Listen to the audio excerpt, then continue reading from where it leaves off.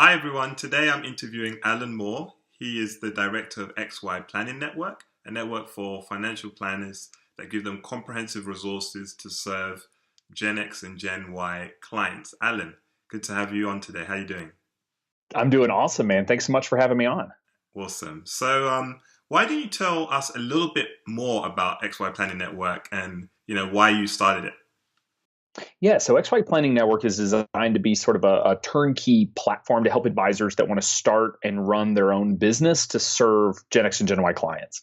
And we got started back in 2014 when Michael Kitces and I were sort of looking around at the marketplace and realized there weren't a lot of resources for younger advisors that wanted to serve younger clients. There really wasn't a fee structure. There wasn't any type of association or group of advisors that were really focused on the firm owners trying to serve younger clients. And so we got started as a way to try to provide that platform. Before we launched, I looked at my calendar. Since I started my own firm at 25 years old, I looked at my calendar and I had talked to over 100 young planners in the last 12 months about what it takes to start a business and what it takes to start a firm and how you do compliance and where do you get your clients from and all that. So we sort of knew there was a marketplace for it.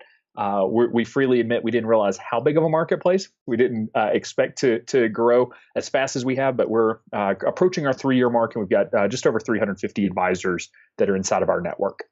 Awesome. So congratulations on that. Thank you. Of course, I can't help but steer the conversation a little bit to the whole robo discussion that's been going on Sure. now for several years.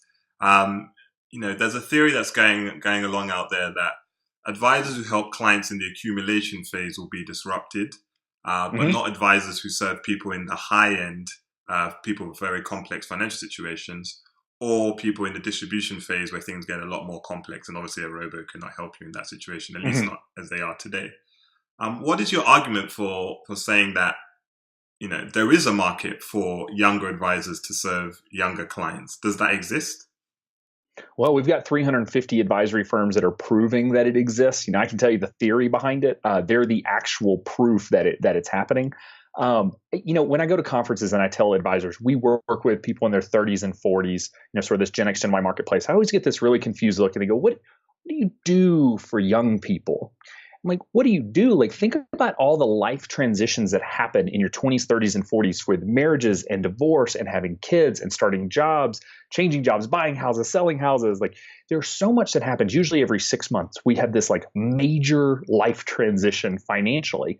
And a mistake in your 30s, like not contributing to your 401k and taking advantage of a match, or buying a whole life insurance policy when you didn't need one, or making the wrong student loan election in terms of how you're going to handle payback will cost you hundreds of thousands of dollars if you screw that up. So is there a marketplace for and complexity for young people that are looking to sort of get their financial house in order and be sure they're on the right track? Absolutely. And we find it's not just a one-time, come in and sit down for an hour and get everything handled. Their lives are really complex. It's a different type of complexity, than your baby boomer that has a lot of assets and you're doing a lot of estate planning or high-level tax planning, Social Security analysis. We still do comprehensive financial planning. It just looks different than it does for folks that are doing it for baby boomers. Understood. Okay. Well, as someone who's part of this generation, I can understand the challenges that Yeah. people have in this area. But will the advisors serving these people make enough money? Is there enough money to be made for these advisors? Yeah, and that's another misperception that we see all the time in the advisory industry is that there's this belief that you have to get paid on assets. So if you tell me, Alan, can you work with people in their 30s on a strict assets under management basis and be profitable? I'm going to go, I don't know, right? Because they haven't had enough time to save up assets. But is that a client problem? Are they too poor to work with an advisor, or is it a business model problem where we never actually went back to the root and said, is assets under management the right business structure, the right fee structure and service model for these clients? And the answer is heck no, right? 1% of nothing is nothing. So why don't we just change how we get paid? Why not, instead of charging an asset-based fee, we charge an income-based fee that your fee to your financial planner will be 1 or 2% of your income, or we can make it, a subscription fee that's $150 a month, which is roughly equivalent maybe to 1 to 2% of your target market's income. And then they can just cash flow it like they cash flow everything else in their life, and they can just pay a monthly fee. Yep, just like Netflix, right? And you get full access, and you don't have to worry about, and you're getting exactly what you need. You don't have to worry about a business model that doesn't make sense for you. And one of our advisors told me recently, he said, Alan, I manage more debt than I do assets, because we're working with people that have 40, 50, $100,000 in student loan debt, and they may have $200,000, $300,000 of income.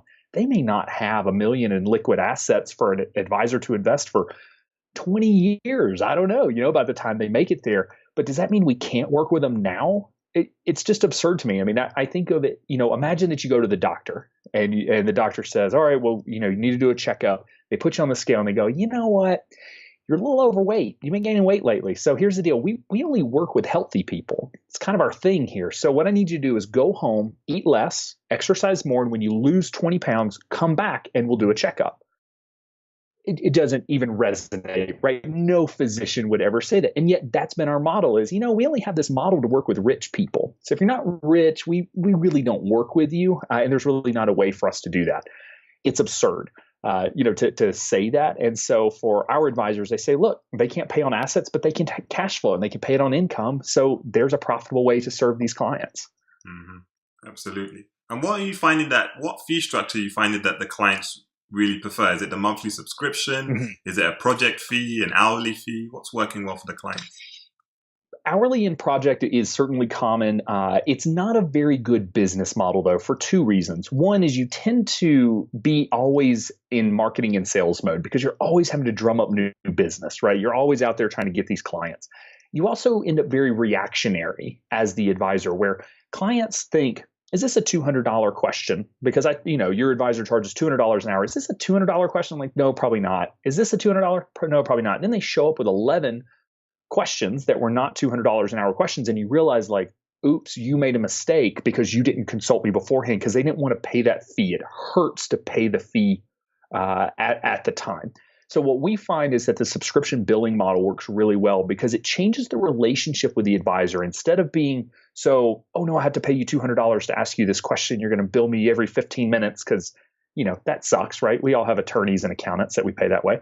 And instead it says, hey, this person is on my side. I'm going to be working with them on a regular basis. And if I have a question, I can just let them know.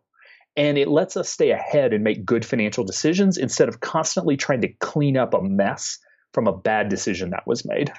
Okay. All right then. So let's say you're on board, you want to get these Gen X, Gen Y mm-hmm. clients and you believe you can have a model that works for them.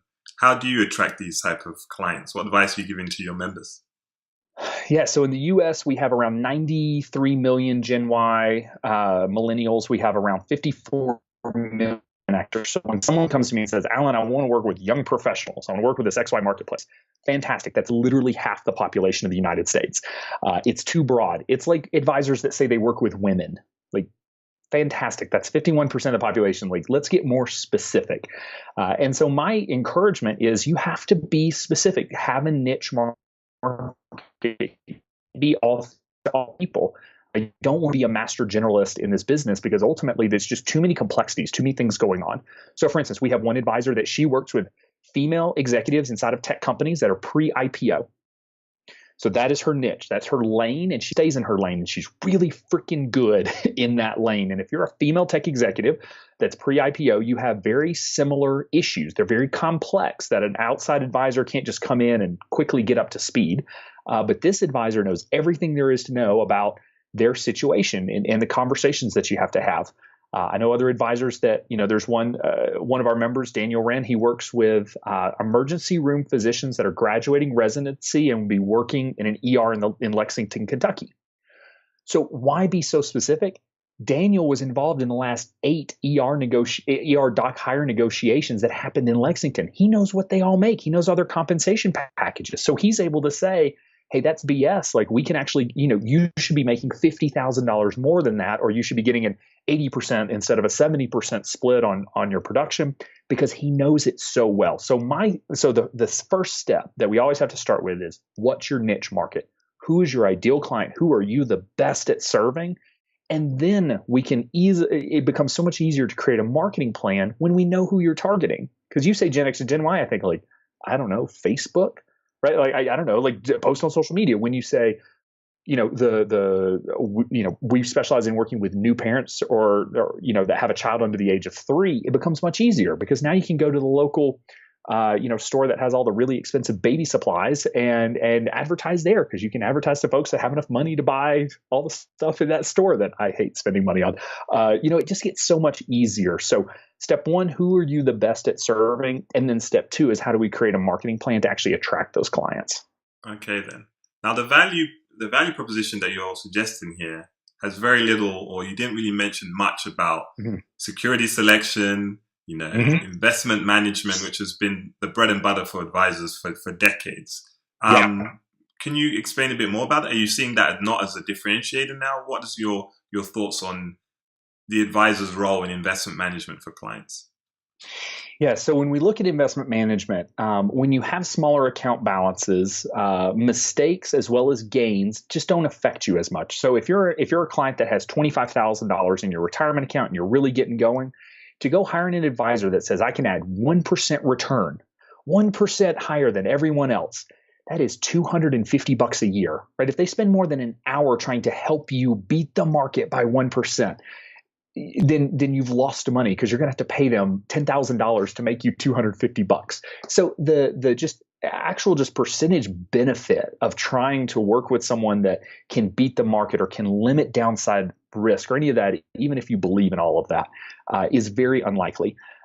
Really what we're seeing is that younger clients are very informed. They're coming in, they've been on Google, they've researched, they know Vanguard does just fine and that very few people beat Vanguard in the long run, if anybody. So what we're seeing is that advisors are saying, look, investment management is not our value proposition. It's not really what we do. What we do is kind of 2 pieces. One is we actually ask clients the question that no one else asks them, which is, what do you want out of life? Like, what's your goal? When we're sitting here in 40, 50, 60 years, like, what do you want to be able to say you accomplished with your life? Is it that you started a business, created a legacy for your family, that you were able to work from home so you could spend 20 hours a week with your kids? Like, did you want to travel the world? What is it that just motivates you and makes you want to actually implement this thing called a financial plan? Because the whole point of a plan is to help you live your great life. It's to help you accomplish that thing that you have that you want out of life. And the finances are simply a tool to support that great life. So step 1 is, how do we let's figure out what you want out of life, which no one ever really asks us that. It takes years to truly uncover that with a client, because it always starts with like, I'd like to travel more. Okay, let's dig a little deeper, right? And we have to have that relationship and that rapport to get there. But then the second is, how do we actually sort of pull this all together to help you get to that point? As financial planners, we've been caught in this trap of the only reason someone will hire us is if we confuse them. If I pull up all these charts and graphs, all this data and correlation data, and these matrices that, even Michael Kitces can't understand, if I pull all this up, they'll realize how smart I am and how dumb they are, and that I'm the key to their success. We've sold on complexity. And we kind of want to flip that and say, like, look, in reality, that complex. Just go buy a target date fund from Vanguard and you will do better than like 80% of investors because you didn't do anything stupid. The real value of a financial planner is helping you accomplish those life goals. And that's where we're seeing consumers are looking for that type of advice, and advisors are excited to actually be providing that type of value to a client. Understood. That's very clear. But this is not what you learn when you do your CFP, right? It is not. It is not. We are hoping the CFP board will slowly catch up. But I mean, keep in mind that the CFP board in their exam, they literally don't mention student loans a single time in their study materials. They don't ask any questions on student loans. There are more student loans in the US than every other major category of debt, including credit cards and auto loans. The only one that is more than student loans is home mortgages. We have over $1 trillion. I think it's $1.2 trillion in student loans, and yet we don't train advisors on how to even answer questions about it. But we spend a lot of time on Social Security analysis, which is great if you're working with retired clients. But we are catching up and the CFP board's working to catch up with sort of this modern day trend of, hey, what if we don't want to talk Social Security, we want to talk student loans? But I think the core and the nuts and bolts of how we do financial planning is in the CFP material. That's still the core of our service model, but it's just taking it one step further. Understood. All right. So beyond the whole fee structure and the ability to do business, what is the best way to serve these Gen X, Gen XY clients? Like, what do they want? Like you said, helping them with managing their student loan debt. But is there anything else in particular? Like, is there a particular way they want to be served? For example, you talked about the pre-IPO financial advisor niche there. I assume she's working with people virtually. So, what are the best ways to engage with such clients? Yeah, again, it sort of goes back to who's your target market, and then we design a service model that's ideal for them, because there are things that she's going to do with her pre-IPO tech executives that Daniel doesn't do with his physicians. So the service model can be tweaked a little bit, but I do want to emphasize, and if listeners or watchers don't take anything else away, understand that younger consumers, younger investors are not looking for financial planning light. They're not looking for this like trimmed down version of financial planning. They're not looking for some white labeled robo solution sitting on your website where they never actually get to talk to you. I call that the Happy Meal model of financial planning. We sort of say like, oh, you're not big enough for that big burger and the big fry. So we'll give you a little burger, a little fry, throw in a toy and make it kid friendly. Right. So what we've done is like, oh, you don't need the tax planning or that Social Security analysis. So we'll just sort of shrink our business model down. We'll throw in a robo advisor and it's millennial friendly.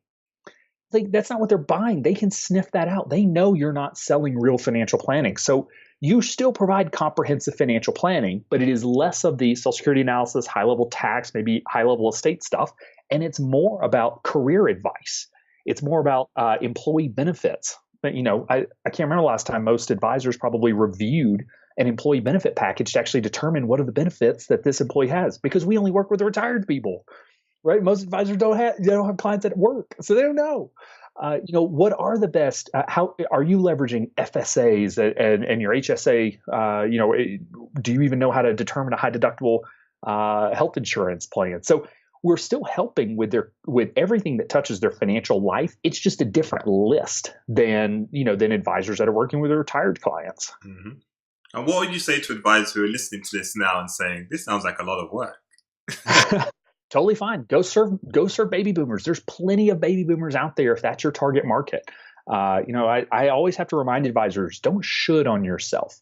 You don't have to work with millennials if you don't want to. If you think people in their 30s are just stupid, arrogant, self-absorbed people, fantastic. Go work with 50-year-olds. That's cool. You don't have to do this. It's more that if you don't come to me and say, Alan, I would serve this market, but it's not profitable. I would do this, but young people don't pay for planning.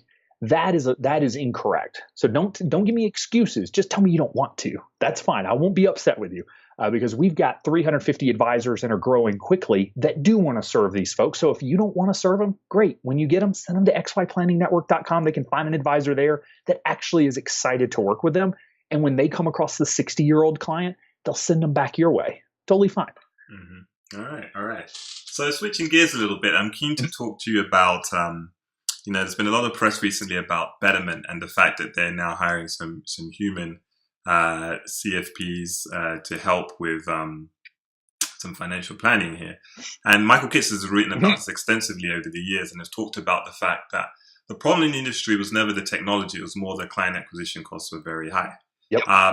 It's my belief that the client acquisition costs are very high because of the trust factor. Like, it takes a lot of trust to hand over your money, your life savings in an AUM model, obviously, right?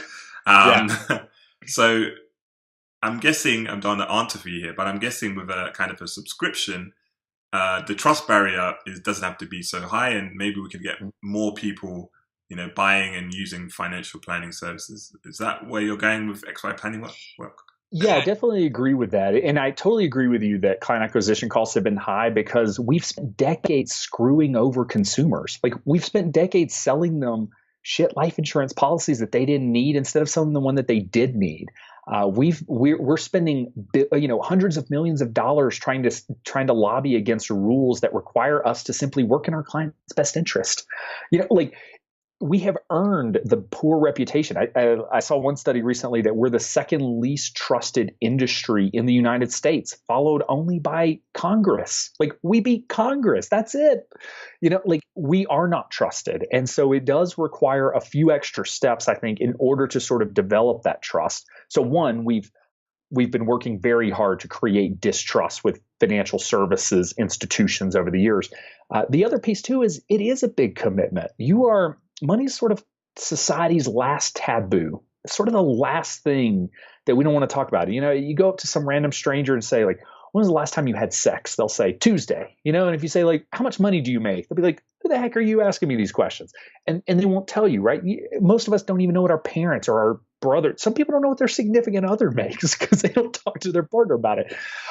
So it is a big step for someone to walk in our office and say, hey, I'm ready to talk to you about the one topic I don't talk to anybody else about. And I think we need to, as financial professionals, we just sort of assume everyone loves to talk about money because, we love to talk about money in numbers and Excel spreadsheets, but people don't. And I think the conversation needs to change away from that. It's not about the money. It's about the life that they want to live. And, I think that there are things you can do to establish trust. Like, we require all of our advisors that join XYPN, they have to sign a fiduciary oath that says, I will always act in my client's best interest all the time. And then we post that online. So if a consumer ever says, hey, Joe Smo, a member of the XY Plan Network, didn't act in my best interest, we have a copy of the fiduciary oath that they signed that said they would, and they can get sued in court. And you know what? That's a fiduciary standard, is when you can get sued for not acting as a fiduciary. It helps overcome some of these pieces of like, are you working for me? You're working for somebody else. So we can establish some of those sort of baseline pieces, but ultimately it's a high hurdle simply because it's about money. We're talking about money. And I think honestly, advisors just have to work on communication skills and being able to talk about what financial planning really is so that folks understand it's not just about their investment account or just their 401k. It really is about helping them align their finances to achieve their great life. Mm-hmm. So I think that there's a hump in the beginning because you have to get past that trust. But then once that's established, there's not many businesses where you have clients for 10, 20, 30, 40 years. We're developing a technology platform, AdvicePay. And I'll tell you, like, if I put in 98% retention rates for customers, investors would just laugh, right? Like, no one gets 98%. But in financial planning, we like routinely have 98% retention rates of our clients. And it is because once someone has sort of exposed themselves to us, they, for lack of a better term, like, they come in our office and they get financially naked. I mean, they expose everything, their hopes and their dreams. They show us how they spend money, which they don't tell anybody about because that shows their real value. You want to see a person's values, just look at where they spend money. They're not excited to go do that with someone else. So you're absolutely right that the sales process needs to take into account the fact that there is this massive trust factor. But once they become a client and once you do good work and you take care of them and you answer the phone, the number one reason people leave their advisor is because lack of communication. So once you're signing with clients, if you just communicate with them regularly, that is enough to build a sustainable business, which most businesses would be extremely enviable of. Yeah, absolutely. All right. This has been an excellent interview. I just got a last couple questions before we wrap up. One of the popular questions I like to ask on our podcast and interview series is, what advice would you give to your former self? So what advice would you give to your 22-year-old self? Let's say you've just graduated college. What advice would you give to?